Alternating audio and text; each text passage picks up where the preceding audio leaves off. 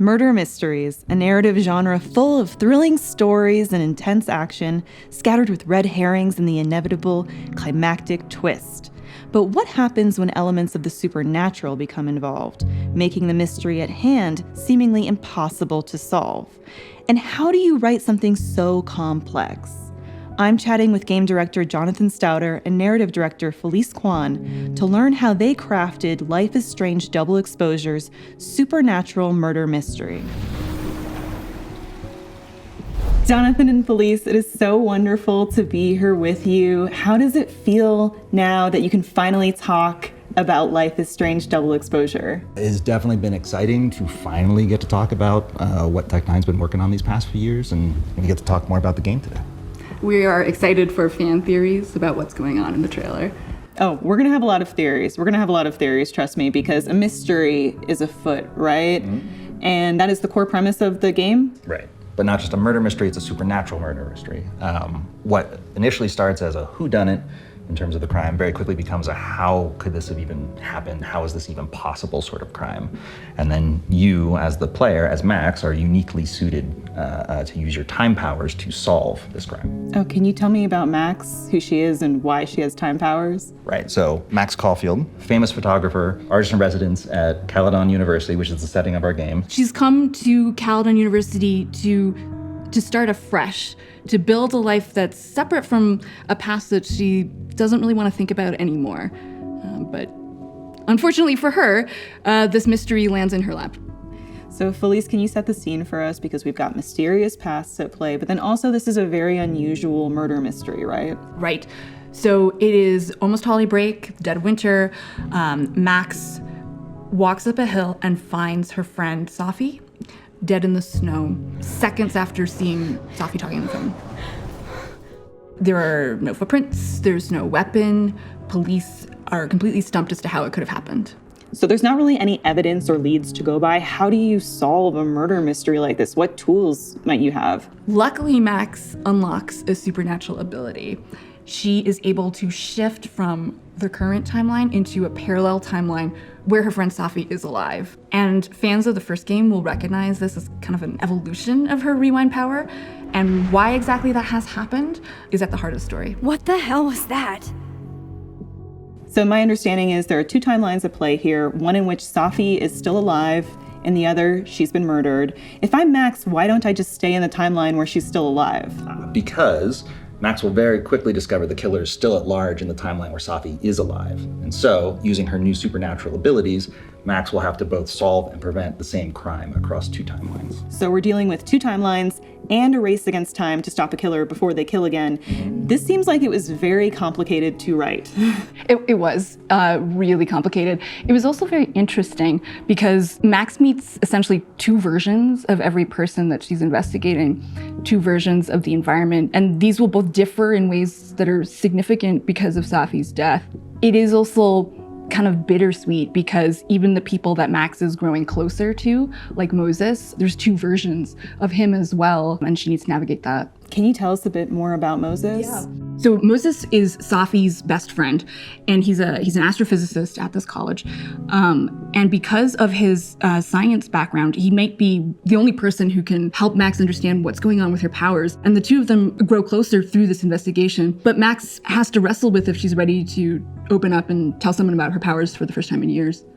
Now, Jonathan, I can imagine that the multiple timelines also really lends itself to some interesting gameplay. Mm-hmm. What can we expect? Well, so Max's ability to shift between the two timelines open up a whole slew of new gameplay possibilities for us. And so Max will be navigating between different versions of the same space impacted by Safi's death, and she'll be able to use these powers to circumnavigate puzzles, discover clues about suspects she might not otherwise have access to, in addition to navigating these different relationships in each space.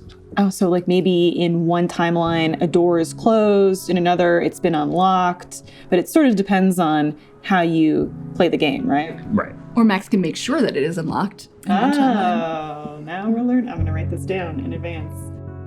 And you mentioned earlier that this is described as a quote-unquote impossible murder that only Max can solve.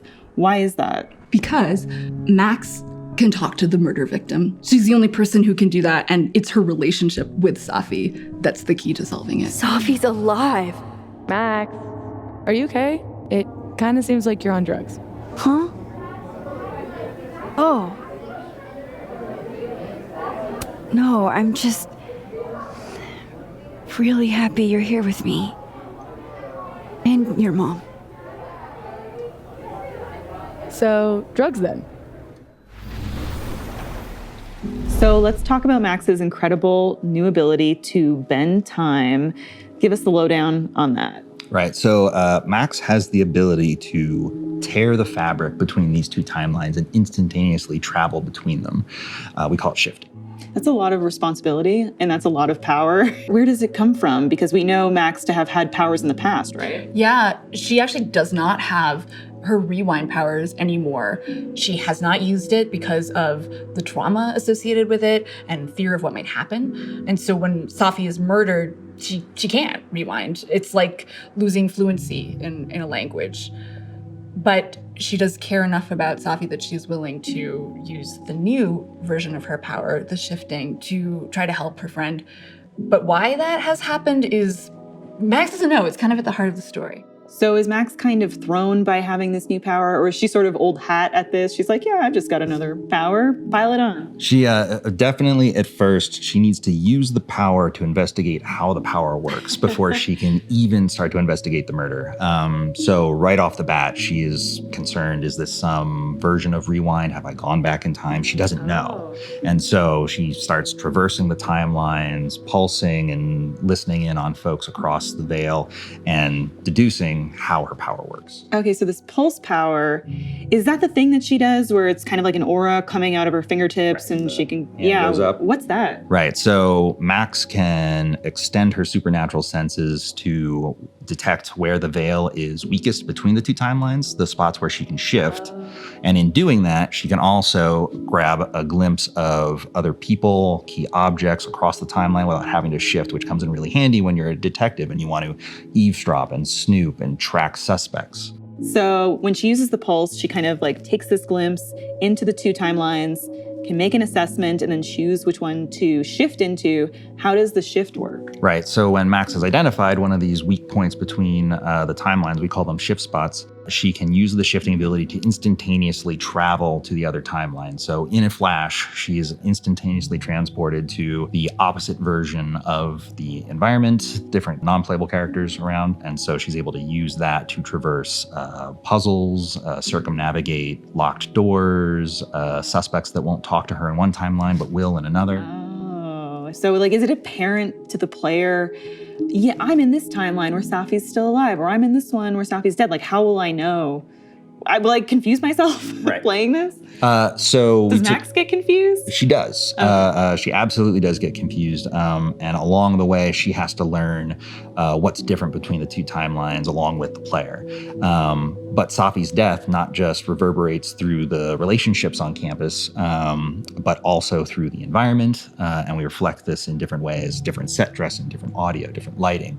The weather patterns change. It's the butterfly effect. And so Safi's death has this immense impact that creates two distinctly different timelines. I do think that it will be really clear to both Max and the player where she's at. At the same time, she's juggling twice as many social interactions and twice as many clues. So she absolutely messes up. It's a lot of fun for Max to try to keep all of that straight. Right. So she'll have to keep an eye out for dialogue choices, because if you're not paying attention, you might stumble into Max being confused about the timeline. Whereas if you're on your game, you can avoid those little faux pas in a conversation. I'm sorry. I was being nosy. I don't know why. Probably just paranoid. You think? Jesus, Max. Get your shit together. And also, we're on a college campus, so she's supposed to be using this power to be solving a murder mystery, but I imagine there's probably also a lot of drama that filters through. And she's an artist in residence, so she's supposed to be this mentor figure to the students who are still there on holiday break. But at the same time, it would be really useful to manipulate these students to solve this mystery. So she is juggling a lot. So Max Caulfield, who has been so closed off for so long, now has to be like, okay, I have to juggle all these new social situations and put myself out there. It sounds like this is going to be a big learning experience for Max. Now I have more impossible questions than I had to begin with. I have to ask because I'm just so curious, which came first, the idea for Max to have this timeline shifting power, or did your team just want to experiment with the idea of multiple timelines? We have been interested in multiple timelines for a while because of that gameplay possibilities. But I think it wasn't until we were exploring Max's story that it really clicked how we could do it in a way that felt absolutely intertwined with the emotional journey as well. And shifting and traversing the timelines is in the player's hands. You have to trust the player is going to do it. Yeah, the player over the course of the game is going to learn how to use this ability to navigate the environments, the relationships, and then at a certain point, we just trust the player to navigate and solve this mystery. When I woke up, Safi was gone forever. And now, I am in a whole new world of questions. What are these worlds? Timelines? Realities? Where did this new power come from? Is Rewind gone forever?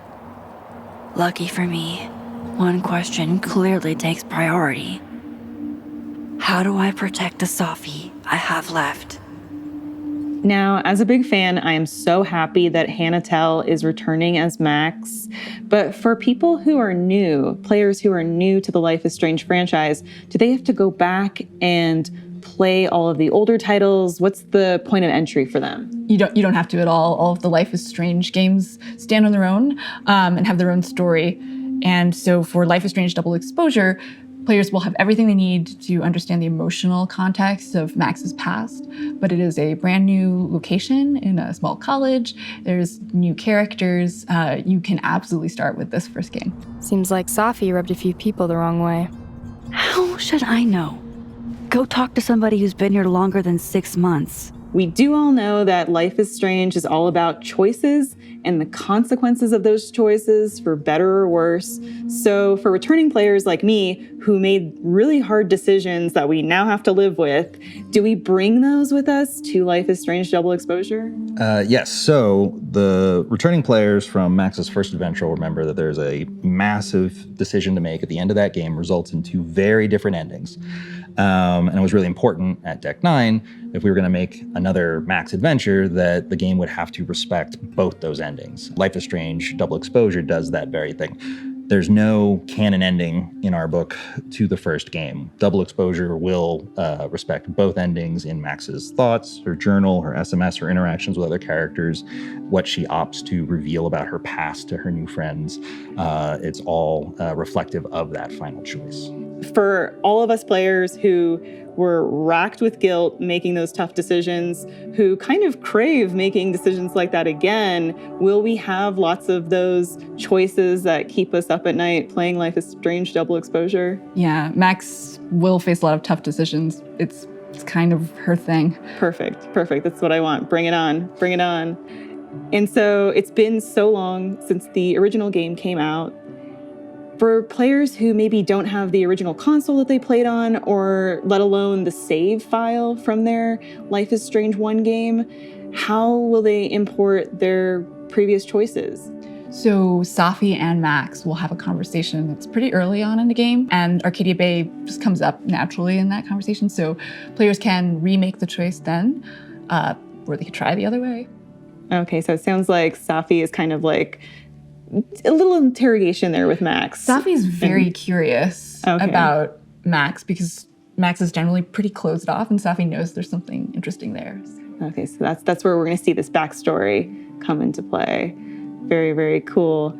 So it sounds like new players are all good to go. Mm-hmm. Yeah, 100%. It was very important to us that for folks entirely brand new to the franchise and brand new to Max Caulfield as a character, that everything they need to know about her is right there in Life is Strange Double Exposure. And then for returning players, we absolutely honor the biggest, most impactful decision you're going to remember from that first game and carry that forward so you can see how that plays out in Max's latest adventure.